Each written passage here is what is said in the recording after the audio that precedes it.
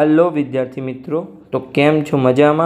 तो आज આપણે ધોરણ 10 વિષય ગણિત ચેપ્ટર નંબર 6 ત્રિકોણની વાત કરવાના છીએ, જેનો આજે લેક્ચર નંબર 6 છે। આજે આપણે સ્વાધ્યાય 6.2 ની શરૂઆત કરીશું। એટલે કે આજે આપણે સ્વાધ્યાય 6.2 ના ટોટલ 2 દાખલા ગણીશું, પ્રશ્ન નંબર 1 અને પ્રશ્ન નંબર 2। કેમ કે બંને દાખલા ગણતરીવાળા છે અને જે પાછળના 8 દાખલા છે એ બધા સાબિતીવાળા છે।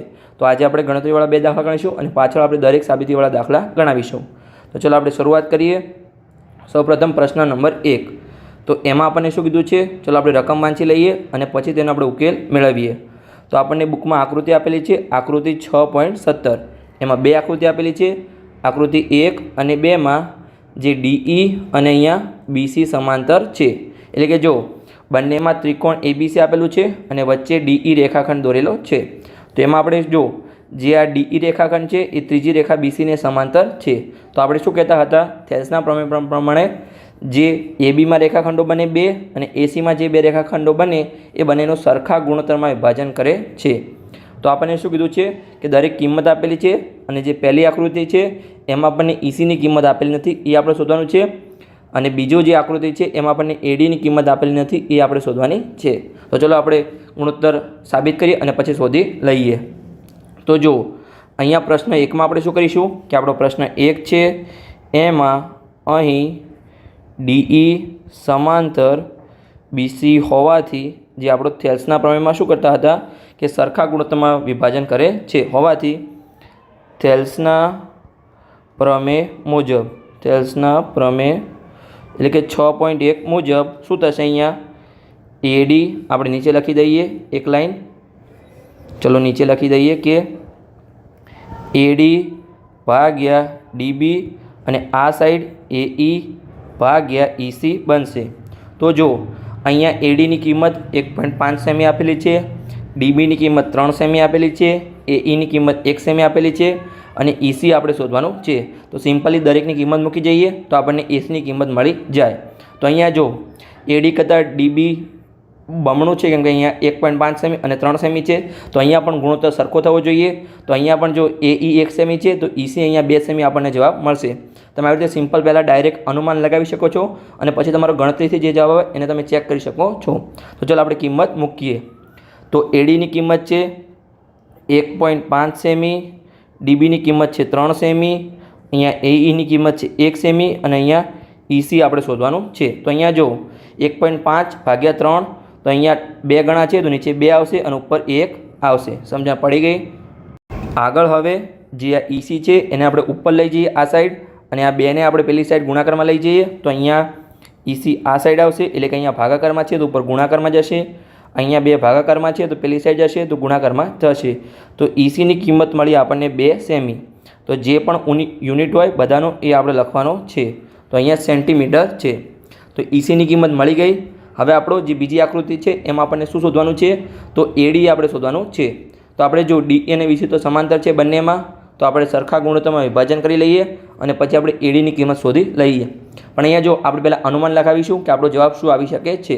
તો અહીંયા જો જે આ સાઈડ AC રેખાખંડ છે એમાં AE કરતાં જે EC છે એ 3 ગણો છે।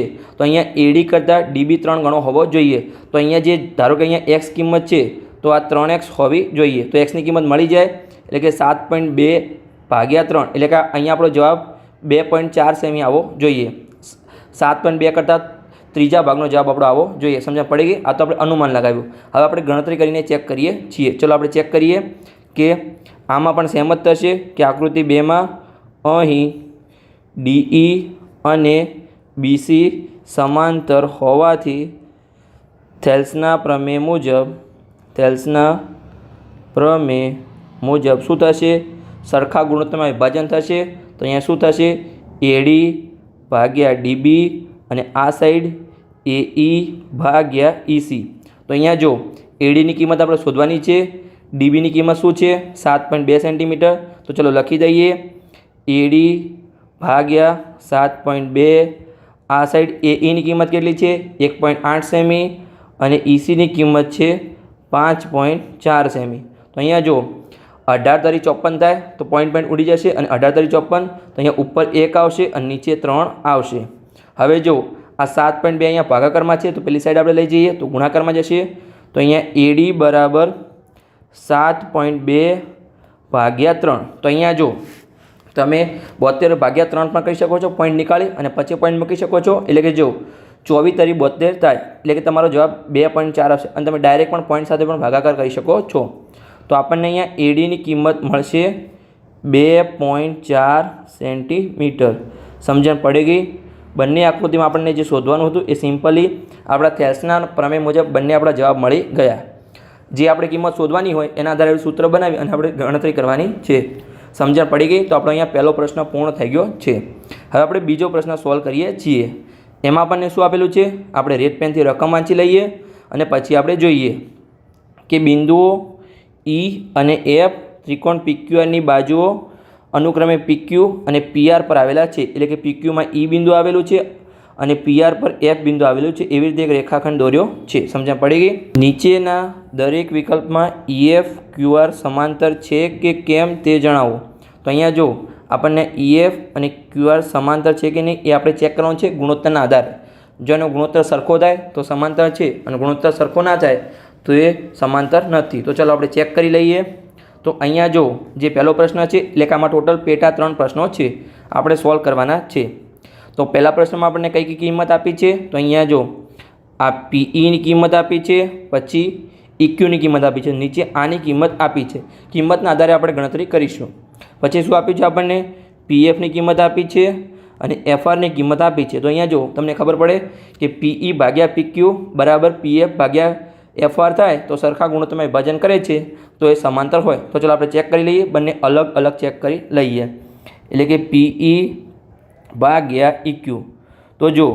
PEની કિંમત શું છે અહીંયા 3.9 સેન્ટીમીટર અને ભાગ્યા EQની કિંમત 3 સેન્ટીમીટર છે તો અહીંયા જો આપણે શું કરીશું પોઈન્ટ નીકાળીશું તો 39 ભાગ્યા 10 અને અહીંયા 3 તો છે તો જો 13 તરી 39 થાય તો ઉપર 13 આવશે નીચે ભાગ્યા 10 એટલે આપણો જવાબ આવશે 1.3 સેમી સેમી ઉડી જશે અહીંયા ગુણોત્તરમાં સેમી આવશે નહીં સમજણ પડી ગઈ તો આપણને 1.3 મળ્યું ગુણોત્તર PE ભાગ્યા EQનો હવે આપણે PF ભાગ્યા FRનો ગુણોત્તર કરીએ અને જો સરખો આવે તો એ સમાંતર છે તો ચાલો આપણે ચેક કરી લઈએ કે અહીંયા PF ભાગ્યા FR તો PFની કિંમત શું છે 3.6 સેમી અને FRની કિંમત છે 2.4 સેમી તો અહીંયા પોઈન્ટ ઉડી જશે તો શું આવશે અહીંયા 36 ભાગ્યા 24 તો અહીંયા શું ઉડશે જો 12 તરી 36 થાય અને 12 દુ 24 થાય તો અહીંયા ઉપરથી 12 ઉડી જશે અને નીચેથી 12 ઉડી જશે તો ઉપર 3 વચ્ચે નીચે 2 વધ્યા 3 ભાગ્યા 2 શું થશે 1.5 થશે તો જો અહીંયા બંને ગુણોત્તર સમાન નથી તો જે EF અને QR પણ સમાંતર નથી તો ચાલો આપણે લખી દઈએ કે અહીં જે આપણું શું છે કે PE ભાગ્યા EQ is not equal to PF ભાગ્યા FR તેથી જે EF અને QR સમાંતર નથી આ નથી તમારે ખાસ ધ્યાન રાખવાનું છે કે આપણે નથી લખ્યું છે આ ગુણોત્તર સરખો નથી એટલે બંને સમાંતર નથી જો ગુણોત્તર સરખો મળે તો બંને સમાંતર છે આગળ હવે આપણે બીજો પ્રશ્ન સોલ્વ કરીએ છીએ એમાં આપણને સેમ જ કિંમત આપેલી છે જો PEની કિંમત આપેલી છે 4 સેન્ટીમીટર અહીંયા પછી EQની જગ્યાએ QEની કિંમત આપેલી જો આ રેખાખંડ છે અને તમે EQ કહો કે QE કહો બંને સમાન જ છે તો એની કિંમત આપણને 4.5 સેન્ટીમીટર આપેલી છે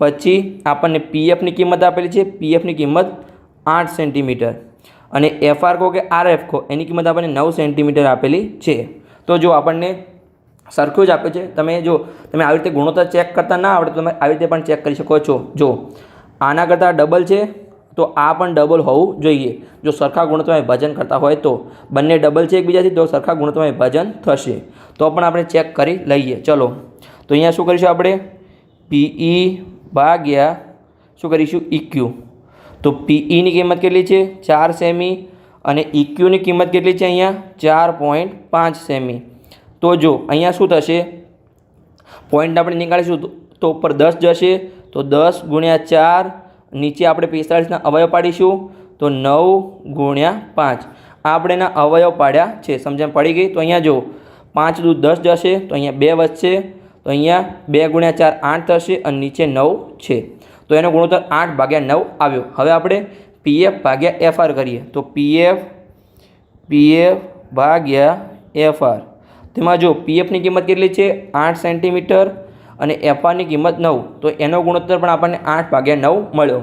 તો અહીંયા ગુણોત્તર સમાન છે, તેથી બંને એટલે કે જે આ EF અને QR બંને સમાંતર છે. તો ચાલો આપણે લખી દઈએ કે અહીં PE/EQ બરાબર PF/FR સરખી રીતે લખી દઈએ આપણે FR હોવાથી EF અને QR સમાંતર છે. સમજણ પડી ગઈ? બંને સમાંતર છે. તો જો ગુણોત્તર સમાન હોય તો સમાંતર છે અને ગુણોત્તર સમાન ના હોય તો સમાંતર નથી. સમજણ પડી ગઈ? હવે આપણે ત્રીજો પેટા પ્રશ્ન સોલ્વ કરીએ. એમાં આપણને કઈ કિંમત આપી છે, તો અહીંયા આપણને જો ઉપર આખા PQની કિંમત આપી છે કે આ જે અહીંયાથી લઈ અને અહીંયા સુધી આખી કિંમત આપી છે. કેટલી આપણને આપી છે? એ આપે છે 1.28 સેન્ટીમીટર આપણને આપેલી છે. પછી આપણને શું આપેલું છે? PRની કિંમત આપેલી છે. તો આખું P થી લઈ અને R સુધીની કિંમત કેટલી આપેલી છે આપણને? 2.56 સેન્ટીમીટર એ આપેલી છે. પછી આપણને PEની કિંમત 0.18 સેન્ટીમીટર, એટલે કે અહીંયા આ ખાલી PEની કિંમત માત્ર અડધા રેખાખંડની કિંમત આપેલી છે 0.18 સેન્ટીમીટર અને આ સાઈડ PFની કિંમત આપણને આપેલી છે 0.36 સેન્ટીમીટર. તો આમાં હવે ઘણા વિદ્યાર્થીઓના મનમાં પ્રશ્ન હશે કે આમાં તો PQ અને PRની આખી કિંમત આપેલી છે, તો એમાં આપણે કેવી રીતે ગુણોત્તર લઈશું? કે આમાં જો આ જે PQની કિંમત છે એમાંથી આપણે PEની કિંમત બાદ કરીશું તો આપણે EQની કિંમત મળશે. એવી રીતે કરવાનું? તો એવી રીતે નથી કરવાનું. મેં તમને જે લેક્ચર 1 હતો ઇન્ટ્રોડક્શનના લેક્ચરમાં મેં તમને કેટલા સૂત્રો લખાવ્યા હતા, જો તમને બતાવું છું. એ સૂત્રો મેં તમને કીધું હતું કે તમે ખાસ ધ્યાન રાખજો. મેં લખાવ્યા હતા, જો આ રહ્યા સૂત્રો. આ તમારે આવી રીતે સમપ્રમાણતાના ત્રિકોણની સમપ્રમાણતા માટે મેં તમને 5 સૂત્રો લખાવ્યા હતા કે જો DE અને BC સમાંતર હોય તો આ સૂત્રો તમારે યાદ રાખવાના છે. જો અત્યાર સુધી આપણે આ થેલ્સનો પ્રમેય છે એ આપણે યાદ રાખતા હતા અને આ સૂત્રમાં હવે કયો ઉપયોગ થશે કે જો ઉપરનું અડધું હોય આ સૂત્રનો આપણે દાખલા નંબર 2ના પેટા પ્રશ્ન 3માં ઉપયોગ થશે. કે એમાં શું છે? એ સૂત્ર નહીં, ઉપરના સૂત્રનો ઉપયોગ થશે કે AD/AB અને AE/EC, એટલે કે જો ઉપરનું અડધું આપણને કિંમત આપેલી છે અને પછી આખું કિંમત આપેલી છે, આ સાઈડ પણ ઉપરનું અડધું કિંમત આપેલી છે રેખાખંડની અને આખા રેખાખંડની કિંમત આપેલી છે. તો અહીંયા AD/આખું AB થશે અને AE/આખું AC થશે. તો ચલો આપણે કરી દઈએ અને જો એ સરખા ગુણો તમે વજન કરે તો એ સમાંતર છે. તો ચલો આપણે રફ અને રિમૂવ કરીએ અને આપણો દાખલો જે હતો એના પર આપણે આવી જઈએ અને ચલો આપણે ગણતરી કરીએ. તો એમાં આપણને શું આપેલું હતું? ચલો આપણે જોઈ લઈએ. તો અહીંયા આપણે શું કરીશું? જે ઉપરનું અડધું છે એટલે કે શું બનશે? અહીંયા PE અડધું રેખાખંડ અને PQ આખો રેખાખંડ એનો ગુણોત્તર અને પેલી સાઈડ શું બનશે? PF અડધો રેખાખંડ અને આખો PRનો આખો ગુણોત્તર લેવાનો છે. જો બંને સમાન થાય તો એ સમાંતર છે. તમારે સમજી લેવાનું છે. એમાં તમારે EQ અને FRની કિંમત શોધવા જવાનું નથી. સમજણ પડી ગઈ? તો અહીંયા જો PE કેટલું આપેલું છે? 0.18 સેન્ટીમીટર અને PQની કિંમત કેટલી છે? 1.28 સેન્ટીમીટર તમને આપેલી છે. તો અહીંયા જો બંનેમાં આપણે ઉપર પોઈન્ટ નીકાળીએ તો 18/100 થશે અને અહીંયા આપણે પોઈન્ટ નીકાળીએ તો 128 અને પોઈન્ટ નીકાળીએ એટલે ઉપર 100 જશે. તો 100 ઉડી જશે. 18/128 તો જો 9 દુ 18 અને 64 દુ 128, તો અહીંયા 2 ઉડી જશે. ઉપર 9 વચ્ચે નીચે 64 વચ્ચે. તો અહીંયા આપણને શું મળ્યું? 9/64 આપણને મળ્યું. હવે જો કંઈ ઉડતું નથી કેમ કે 64નો શું થાય? 64/32 થાય. એનો ભાગાકાર તો 2 × 2 × 2 64 થાય તમે કરશો તો, અને ઉપર 3 × 3 થશે એટલે કંઈ પણ હવે ઉડતું નથી. ઉપર 3 છે, નીચે બધા 2 છે. સમજણ પડી ગઈ?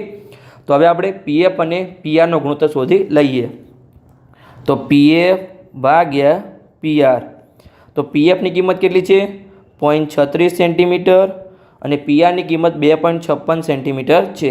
તો અહીંયા જો 0.36માંથી આપણે પોઈન્ટ નીકાળીએ તો 36/100 થશે કેમ કે પોઈન્ટ પાછળ 2 અંક છે અને અહીંયા પણ જો 256માં એટલે કે 2.56માં આપણે પોઈન્ટ નીકાળીશું તો પોઈન્ટ પછી 2 અંક છે, તો અહીંયા એકની પાછળ 2 0 મૂકવાના છે. તો 100 ઉડી ગયા. હવે જો આપણે અહીંયા શું હતું? 18 અને 128, તો 128ના ડબલ 256 થાય અને 18ના ડબલ 36 થાય. તો અહીંયા 4 4 ઉઠશે તો અહીંયા શું વચ્ચે 9 9 ચોક 36 અને 64 ચોક તમારે 256 થાય. તો અહીંયા પણ 64 બચશે. તો અહીંયા પણ ગુણોત્તર આપણને 9/64 મળ્યો. સમજણ પડી ગઈ? એટલે કે બંને ગુણોત્તર આપણને સમાન મળ્યો છે, તો EF અને QR સમાન છે. તો ચાલો આપણે લખી દઈએ કે અહીં શું હતું આપણે PE અડધો રેખાખંડ અને PQ આખો રેખાખંડ બરાબર આ સાઈડ પણ શું હતું આપણે જોઈ લઈએ કે PF અડધો રેખાખંડ અને PR આખો રેખાખંડ, એટલે કે PF ભાગ્યા PR બંને સમાન હોવાથી, એટલે કે બંનેનો ગુણોત્તર સમાન હોવાથી જે આપણો EF અને QR રેખાખંડ છે, એટલે કે બંને રેખાઓ છે એ સમાંતર છે. સમજણ પડી ગઈ? તો અહીંયા આપણું લેક્ચર પૂર્ણ થાય છે. જો લેક્ચર સારો લાગ્યો હોય તો ચેનલને સબસ્ક્રાઈબ કરી શકો છો. નાનો લેક્ચર હતો કેમ કે આમાં ખાલી આપણે ગણતરીના 2 જ દાખલા સામેલ કર્યા છે. આગળ આપણે સાબિતીના દાખલા સોલ્વ કરીશું. તો ચલો મળીએ આગળ દાખલા નંબર 3 સાથે સ્વાધ્યાય 6.2 ના.